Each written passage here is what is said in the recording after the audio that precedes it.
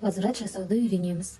Егер де товарымыз бірінші статуста тұрса, осы статустың үстінен басып кіреміз. Бірінші тұрған жазуды басамыз.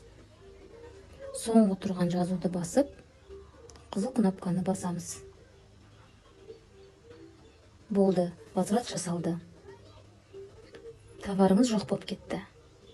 Егер товарымыз екінші статуста тұрса, онда осы статустың үстінен басып кіреміз. Бірінші тұрған жазуды басамыз.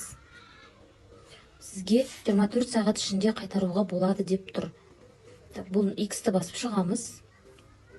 Енді біраз уақыт күтеміз. Товар мына үшінші статусқа келгенін күтеміз. Міне, товар үшінші статусқа өтті.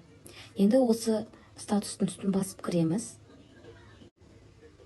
Бірінші тұрған жазудың үстінен басамыз. Осы жазуды басамыз. Біріншісін таңдаймыз. Енді мына жерге не себепті возврат жасайтынымызды жазу керек. Ол үшін Google переводчикке кіреміз де себебін жазамыз. Алдымен тілін аударып аламыз. Мысалы, мен не хочу деп жазамын.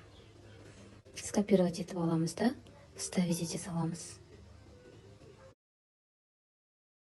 Енді төмендегі қызыл кнопканы басамыз. Егер жасыл түс жанса, онда возврат жасалды деген сөз. Бірақ ақшасы 4-5 сағаттан кейін немесе бір күннен кейін түсуі мүмкін.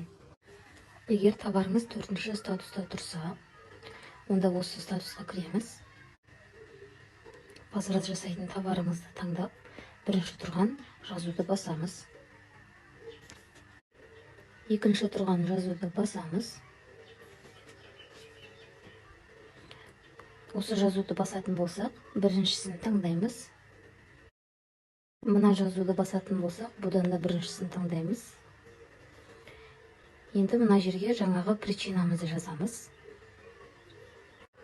Мен не хочу деп жазамын. Ол үшін Google переводчикке кіріп, не хочу деп жазып, скопировать етіп аламыз переводын.